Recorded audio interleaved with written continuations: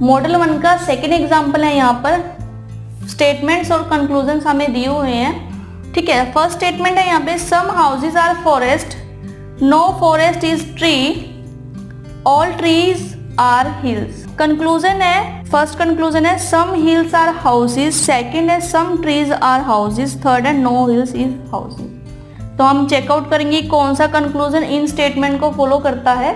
तो हम स्टेटमेंट से रिलेटेड पहले डायग्राम बनाते हैं। फर्स्ट स्टेटमेंट है सम हाउसेज आर फॉरेस्ट, ये हाउसेज है, सम हाउसेज आर फॉरेस्ट। तो जो ये ओवरलैप हो रहा है ये सम हाउसेज आर फॉरेस्ट यहाँ पर है।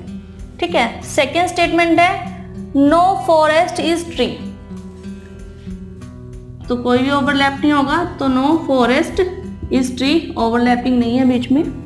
ठीक है, और all the trees are hills, all the trees are hills, तो ये all the trees are hills. ठीक है, तो ये बेसिक डायग्राम है। अगर हम इसके सेकंड डायग्राम की बात करें, no forest is tree second statement में, तो हो सकता है कि हम इसको दूसरी तरह से यहाँ भी बना सकते हैं कि ये ट्री है। ठीक है, और ऑल ट्रीज आर हिल्स, तो all the trees are hills.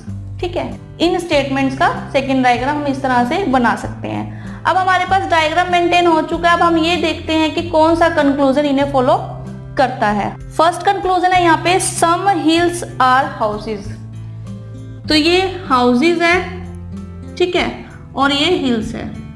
ठीक है, आपने कंफ्यूज नहीं हो रहा क्योंकि यहाँ पर दोनों ऑब्जेक्ट एच से थे तो मैंने एच लिखा, लेकिन आपने कंफ्यूज नहीं होना। यहाँ पर आप चाहो तो पूरा का पूरा नाम भी लिख सकते हो या एक दो लेटर भी यहाँ पर लिख सकते हो, ताकि आपको ये क्लियर हो सके कि यहाँ पर कौन सा आपने ऑब्जेक्ट लिया है।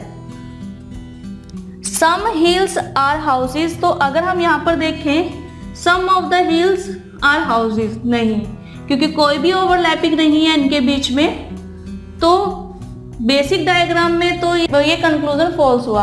अगर हम अदर दूसरे डायग्राम की बात करें तो यहाँ पर सम हिल्स आर हाउसेज है, तो ये यहाँ पर ट्रू हो रहा है। लेकिन हम ये मानते हैं कि जो कंक्लूजन है वो सभी के सभी डायग्राम को सेटिस्फाई करे, तो यहाँ पर जो ये कंक्लूजन है ये डायग्राम को सेटिस्फाई नहीं कर रही, तो इस बेसिक डायग्राम में फॉल्स है, तो ये यहाँ पर फॉल्स होएगी।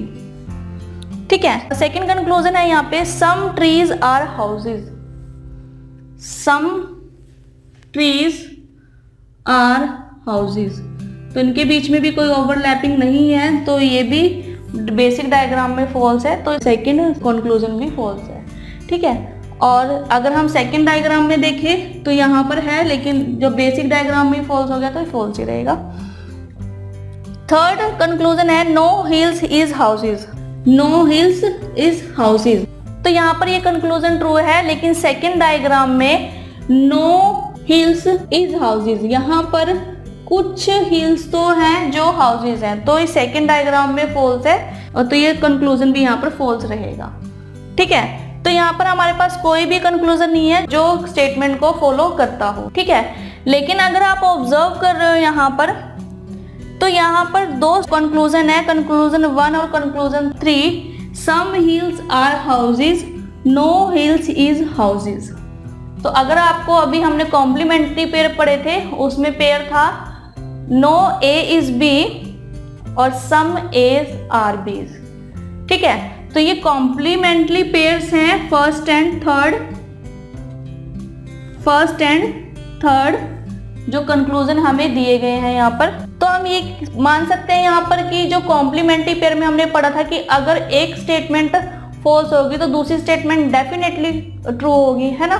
तो अगर हम इसको डायग्राम में देखें तो सम हिल्स आर हाउसेज, तो सम हिल्स आर हाउसेज ये यहाँ पर बेसिक डायग्राम में फॉल्स है, लेकिन अगर हम सेकंड डायग्राम की बात करें तो यहाँ पर ये स्टेटमेंट ट्रू है, ये कंक्लूजन यहाँ पर ट्रू है।